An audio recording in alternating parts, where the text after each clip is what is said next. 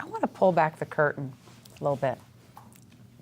Tell us about the inner workings of City Hall as mayor. Do you have some anecdotes? I could tell you about the thermostat battles. That goes on in most households too. Well, what I remember, sorry. Well, it's real quick, but some of us like to keep the room a little bit cooler than others. And so there was a thermostat right behind the dais, right off the side of the dais. And some people would kind of sneak back there and turn it one way or the other. And we were doing this yo-yo all day long of the temperature going up and going down. And so finally I said, what we need to do is put a lock on that thermostat, set it early in the morning, and then nobody can change it. Nobody can sneak back there and change it. And so that's what happened.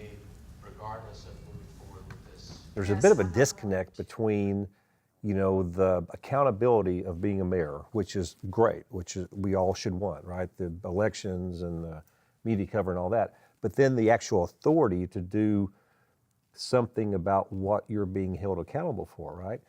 And so people think of a mayor as, being All powerful? Yeah, all powerful.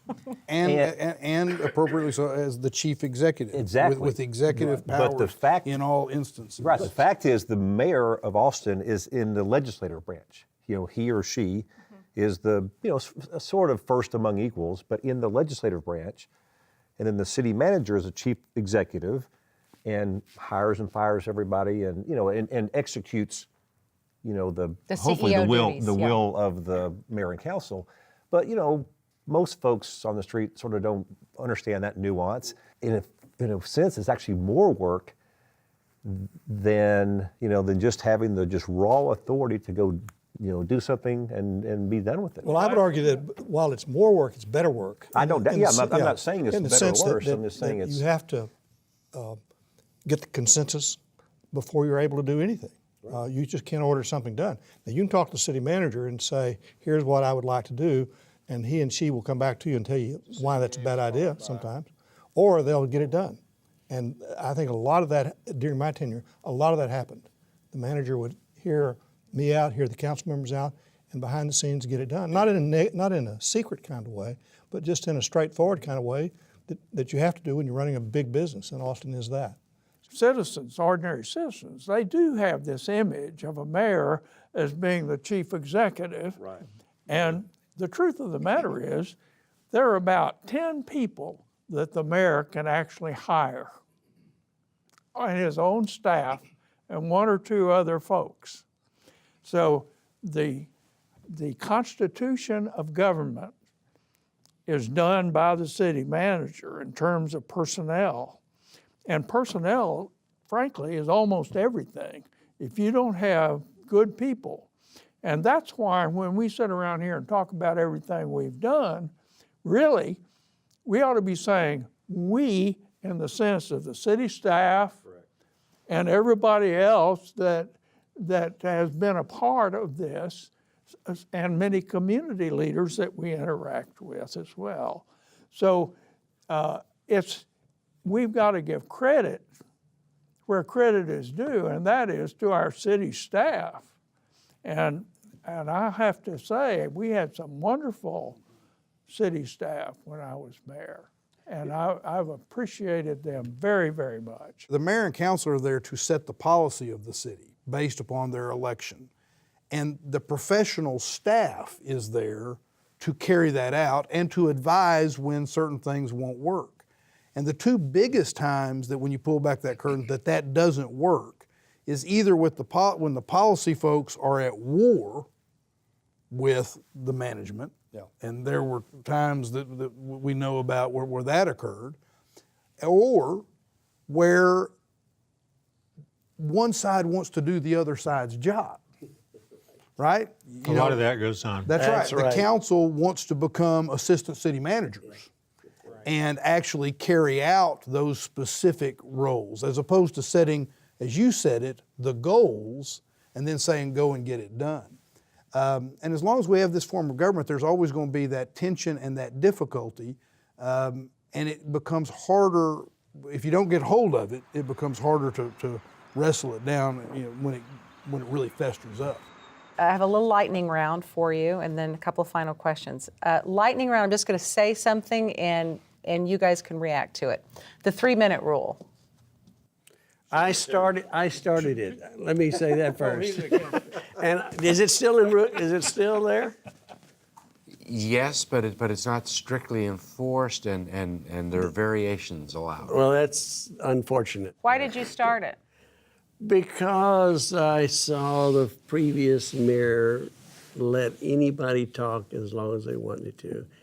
And one time on the boat races, a lady spoke for 45 minutes on the boat races.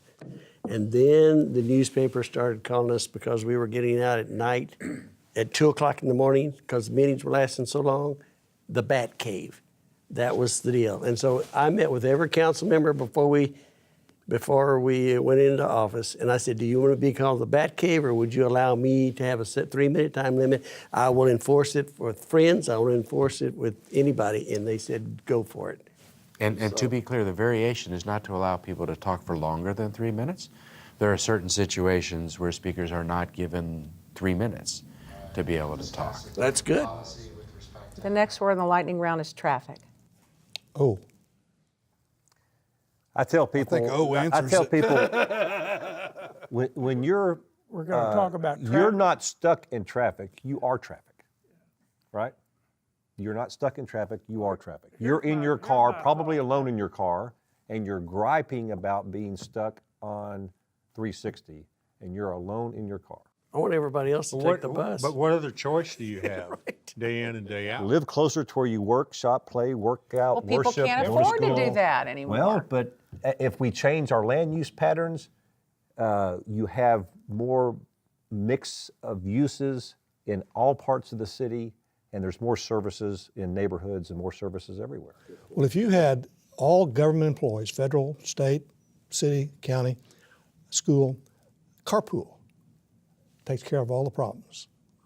Just taking away those 18% or so folk or cars by having carpooling, your traffic will go at posted speed limits. Should something have been done like 50 years ago or 40 years ago that would have built more infrastructure and Well, I agree with what Will said about changing land use patterns. I agree with that.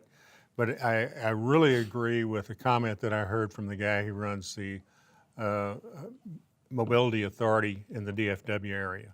And he says, what you have to do is you can't do this thing, one thing, and you can't do this one thing.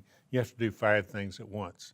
And that's what they've done at DFW. They've done everything at once. They've done roads, they've done transit, they've done pedestrian facilities. So everybody gets buy-in, and they've been very successful at it. When you're growing as fast as we're growing in this city, you are never going to catch up with transportation issues. And you better not tell people you're going to, because that creates a failure of expectations. So I think that it's a thing that the Mobility Authority has to address on a regional basis, as you've said, Kirk. But one problem we have with that Mobility Authority is that we don't have much power as a city on that particular entity, and I don't think they look kindly toward the city of Austin.